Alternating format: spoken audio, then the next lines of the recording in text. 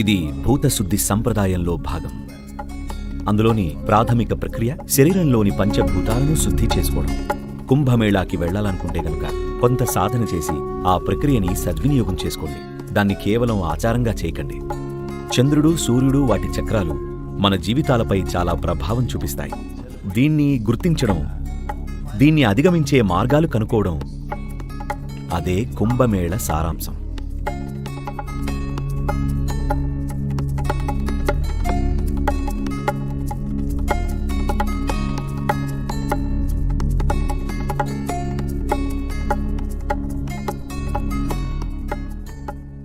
ఇది చాలా లోతైన అవగాహన. 12.5 సంవత్సరాల సూర్యచక్రాన్ని గురించిన అవగాహన. మన అస్తిత్వం ఏమిటి? మనం ఇలా ఎందుకున్నాం? మనకి ఈ రూపం ఎందుకొచ్చింది? అన్నది ప్రధానంగా మనపై ప్రభావం చూపే వివిధ శక్తుల వల్లే, ముఖ్యంగా సౌర వ్యవస్థ వల్లే. ఒక విధంగా సౌర వ్యవస్థ అది కుమ్మరి సారెలాగా పనిచేస్తుంది. సారె తిరుగుతూ ఉంటే మనం కుండలాగా తయారవుతున్నాం. మరో పక్కన ఎవరో వాళ్ళ కుండని ఖాళీ చేయాలనుకుంటున్నారు.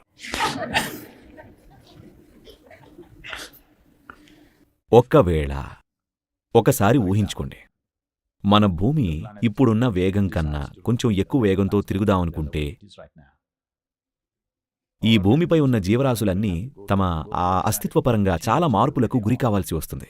బహుశా ప్రస్తుతం ఉన్న జీవరాశులు మనతో సహా రెండింతల వేగాన్ని తట్టుకోలేకపోవచ్చు.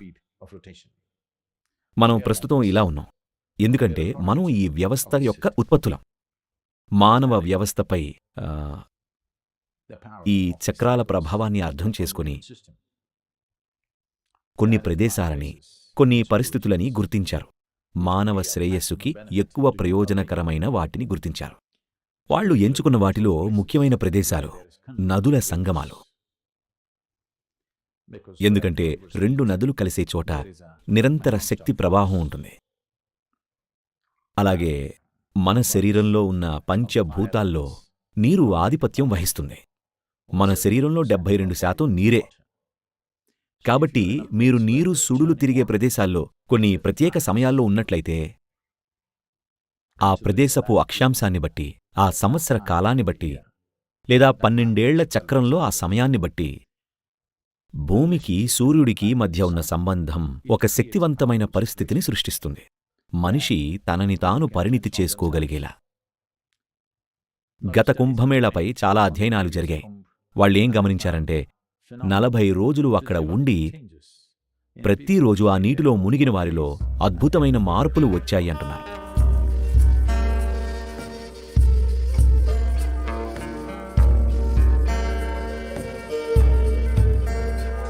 కుంభమేళ 48 రోజులు ఉండాలి. అంటే జనం 48 రోజులు అక్కడ ఉండి ప్రతిరోజు నదిలో మునగాలి సాధన చేస్తూ. ఇది భూతశుద్ధి సంప్రదాయంలో భాగం. ఇందులోని ప్రాథమిక ప్రక్రియ శరీరంలోని భూతాలను శుద్ధి చేసుకోవడం. వాటిలో నీరు ప్రధాన భాగం కాబట్టి నీటిని చాలా ముఖ్యమైనదిగా పరిగణిస్తారు. ఆరోగ్యానికి, శ్రేయస్సుకి, సంపదకి, జీవితంలో మనం కోరుకునే ప్రతిదానికి. కాబట్టి ఈ 48 రోజులు ప్రత్యేకమైన సాధనలు ఉంటాయి. జనం అక్కడ ఉండి ఈ ప్రక్రియని పూర్తి చేసి పూర్తిగా పరిణితి చెందేవారు.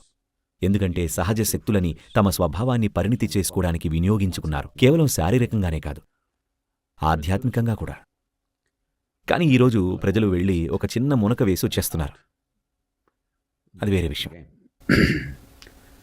అంటే ఏదో కొంత ప్రయోజనం ఉండొచ్చు, మనకి తెలియదు. కానీ చాలా తక్కువ సమయం. నేను చూసినప్పుడు ప్రజలు మునిగొచ్చేస్తున్నారు 3 నిమిషాల్లో. అది చాలా తక్కువ సమయం ఏదైనా పెద్ద ప్రభావం కలగాలంటే. బహుశా ఏదో భావోద్వేగపరమైన అనుభూతి తప్ప.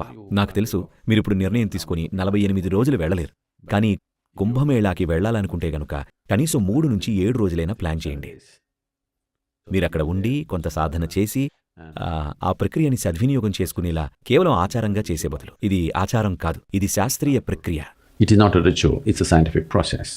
జరిగిందల్లా శాస్త్రం కనుమరుగైంది, ఆచరణ మాత్రం కొనసాగింది. జరిగిందదే. ఇప్పుడు మళ్లీ శాస్త్రాన్ని జోడించాల్సిన సమయం వచ్చింది. అప్పుడే మనకి ప్రయోజనం ఉంటుంది. ఈ విషయాలన్నిటినీ ఇంకొంచెం అవగాహనతో అర్థవంతంగా వ్యవహరించాల్సిన సమయం వచ్చింది. అప్పుడే నిజమైన ప్రయోజనం పొందగలం, కేవలం ఆచారంగా చేసే బదులు.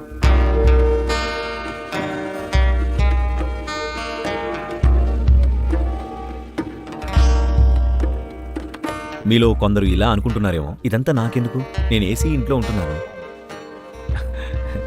చాలా మౌలికంగా చెప్పాలంటే మన తల్లుల శరీరాలు చంద్రుని చక్రాలతో అనుసంధానంలో లేకపోతే మనం పుట్టేవాళ్ళం కాదు. అవునా? మనం అసలు పుట్టేవాళ్ళమే కాదు. అందుకే చంద్రుడు, సూర్యుడు, వాటి చక్రాలు మనపై చాలా ప్రభావం చూపిస్తాయి. దీన్ని గుర్తించడం, దీన్ని జరుపుకోవడం, దీన్ని అధిగమించే మార్గాలు కనుక్కోవడం, అదే కుంభమేళ. చాలా విధాలుగా అదే యోగా కూడా, జీవిత చక్రాలని బద్దలు కొట్టడం. అయితే నేను చక్రాలు అన్నప్పుడు చక్రీయమైనది ఏదైనా పునరావృతమై తీరుతుంది. ఏదైనా పునరావృతం అవుతుంటే అది ఎక్కడికి చేరడం లేదనే ఈ విషయం చాలామంది మరణం ఆసన్నమైనప్పుడు గ్రహిస్తారు. అంటే వెనక్కి తిరిగి చూసుకున్నప్పుడు, చేస్తున్నప్పుడు గొప్పగా అనిపించినవి వెనక్కి తిరిగి చూసుకుంటే అర్థం లేనివిగా కనిపిస్తాయి. ఇలా వెనక్కి తిరిగి చూసేవారు విచారంతో చనిపోతుంటారు. కానీ ముందుకి చూసి రేపు చెయ్యబోయేది దేనికోసమైతే ఆసక్తితో ఎదురు చూస్తున్నారో, నిజానికి అది అర్థం లేనిదని అనిపిస్తే అప్పుడు జీవితాన్ని లోతుగా చూస్తారు. సమస్య ఆసక్తి కాదు, సమస్య నిమగ్నత కాదు, సమస్య చిక్కుకుపోవడం. చిక్కుకుపోవడం ఎప్పుడూ చక్రీయంగానే ఉంటుంది. ఈ చక్రాలే మానవుడి గురించి ప్రతిదాన్ని నిర్ణయిస్తాయి. మీరు గనక శారీరకంగా, మానసికంగా చాలా ఆరోగ్యంగా ఉంటే మీ వ్యవస్థ 12 సంవత్సరాల చక్రాలు నడుస్తుంది.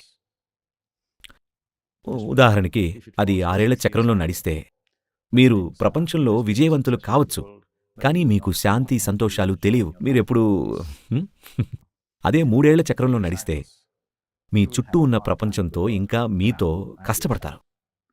18 నెలల చక్రంలో నడిస్తే మీరు డిప్రెషన్ మందులు వాడుతూ ఉంటారు. అది 9 నెలలు, 3 నెలలు లేదా 6 నెలల చక్రంలో నడిస్తే మీరు చాలా తీవ్రమైన మానసిక, శారీరక ఇబ్బందుల్లో ఉన్నట్లే. కాబట్టి కుంభమేళ ఈ అవగాహన నుంచి వచ్చింది. ఇక్కడ మీరు మీ చక్రాన్ని 12 ఏళ్ల చక్రానికి క్రమబద్ధం చేసుకోవడానికి ప్రయత్నిస్తున్నారు. మీరు కనుక మీ జీవితాన్ని జాగ్రత్తగా గమనిస్తే మానసిక పరిస్థితులు, భావోద్వేగ పరిస్థితులు, జీవిత పరిస్థితులు కూడా వాటి విషయంలో ఒక నమూనా కనిపిస్తుంది. మీరు గనక చూడండి, ఇది ఎవరితోనూ పంచుకోనక్కర్లేదు, ఇది ఒప్పుకోలు కాదు. కూర్చొని మీ జీవితంలో జరిగిన వివిధ విషయాలను రాసుకుంటే ఒక నమూనా కనిపిస్తుంది. అది 12 ఏళ్ల చక్రంలో జరుగుతూ ఉంటే మీరు మంచి స్థితిలో ఉన్నట్లే. ఆరోగ్యం, ప్రశాంతత సమస్యలు కావు. అంటే ఇప్పుడిది ముక్తి కోసం కృషి చేసే సమయం, మోక్షం కోసం కృషి చేసే సమయం. దాని అర్థం ఇదే.